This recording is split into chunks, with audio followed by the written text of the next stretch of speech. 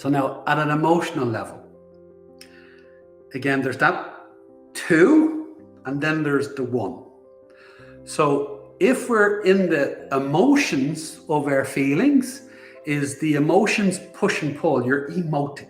So you're pumping out or you're pulling in. And there's that push and pull, there's the struggle, there's the fight. Anytime it's emotional, there's the fight in it. Where when you're in the feeling of it, there is no fight. It's just the feeling of it. It's a different thing. You could be feeling sad, and if you're just feeling it, there is no fight.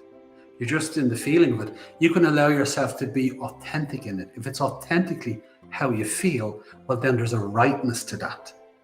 And that's the authentic sadness, because it's truly how you feel. You're not fighting it. Equally, you're not any less for feeling sad. You're actually more, because it's authentically how you feel. It's the most natural and beneficial way to feel it. Equally, if you're happy and you're authentically in it and you're allowing yourself to feel happy, now you can feel the fullness of it. And because of the authenticity in it, you feel it greater. Where if you're in emotions, is you feel sad, but you're fighting the sadness. Okay, now there's 2 things. You're feeling sad and you're not allowing yourself to genuinely feel it. You're fighting it all the time. So now you don't get to feel the natural state of it, the authenticity of it, because you're in the struggle of it. So that's exhausting. And it's the struggle that's exhausting. It's that two-ness, it's that experience of separation, which is going to exhaust you. Where if you allow yourself to just let yourself feel what you're genuinely feeling without the struggle, then all you're doing is one thing. And you can be in that.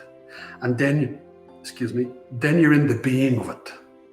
And then there's a multitude of beautiful experiences within all of us. There's a beautiful range of feelings that we all have. And some can be very basic. You got these higher states, and there's a wide range of feelings within us. If you think about it this way, think about a tuning to the chakras or a tuning to truths. Each truth has a resonant feeling. And as you feel it and you feel the truth of it, it gives you an awful lot of energy. So again, there can be joy, there can be peace, there can be excitement, there can be contentment, a sense of commitment, a couple of the more negative, not bad, but negative states is pessimism. Anger is shame, as an example, is all these have their natural state where we're authentically in them. And the more authentic we can be with them, is it gives us the opportunity to learn what we need to learn and also be in the authenticity of it.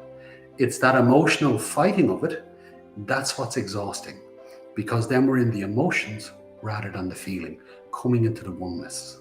So now imagine coming into your energetic body and being able to feel all that you're feeling and feeling it in an authentic way. The good, the bad, and the upside down. But you're not fighting it.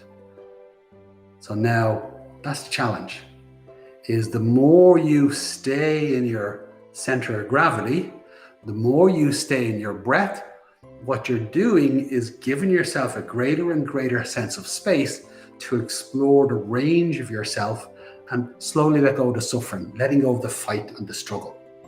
Okay? It's a beautiful experience. Not always easy, but a beautiful experience.